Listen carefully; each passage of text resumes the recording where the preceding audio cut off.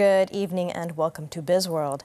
Malaysia is not in crisis despite the ringgit falling to the Asian financial crisis level, hovering above at 4.77 level versus the greenback.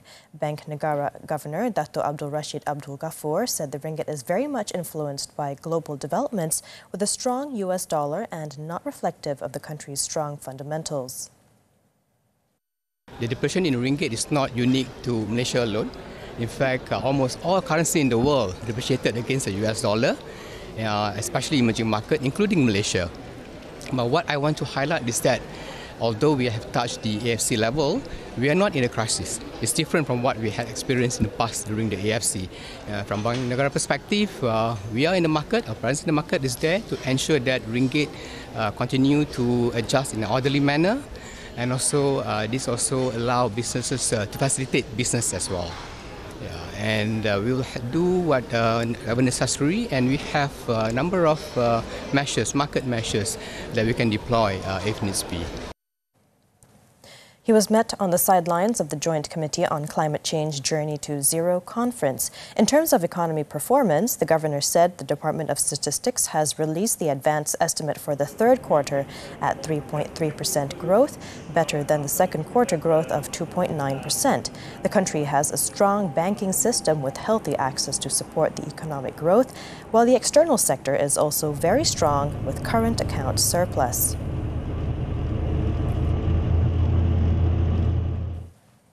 Malaysia has seen 150,000 Vera carbon credits purchased, with around 7.7 million ringgit in carbon credits sold.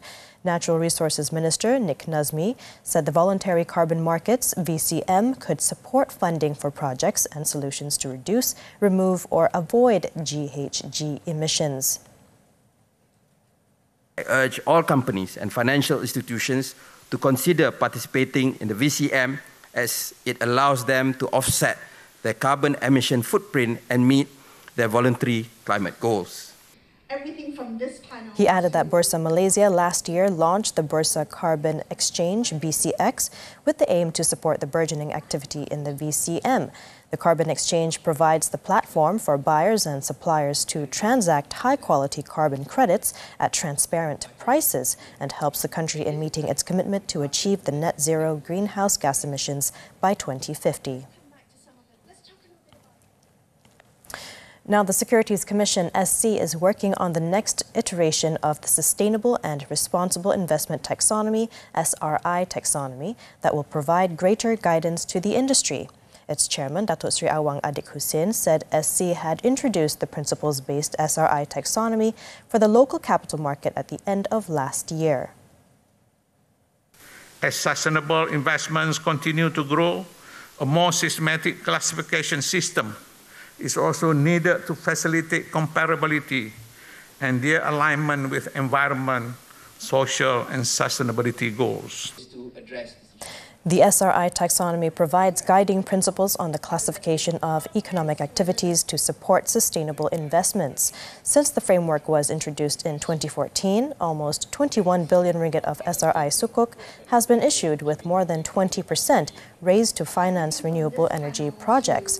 For smaller scale financing, equity crowdfunding, ECF, and peer-to-peer P2P financing platforms have helped SMEs reach untapped investor pools. As of June, over 9,000 MSMEs had raised over 5.4 billion ringgit through ECF and P2P financing, with some going towards green projects. The proposed increase in service tax from 6 to 8% may only affect 7% of the total consumer price index, CPI, weight. This considering numerous exclusions such as food services and telecommunications.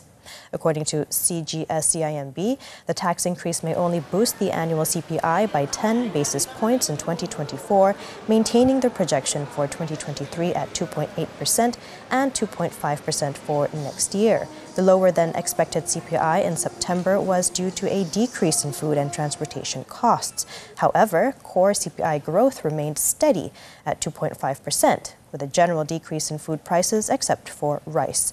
On the promising gross domestic product GDP growth in the third quarter this year, the firm maintained its forecast at 4%. The GDP growth momentum is said to be driven by the robust spending activities due to the government intervention in administered prices and substantial subsidies. And that's all the time we have for Bizworld. I'm Sabrina Zainal. Thank you for investing your time with us, and stay tuned.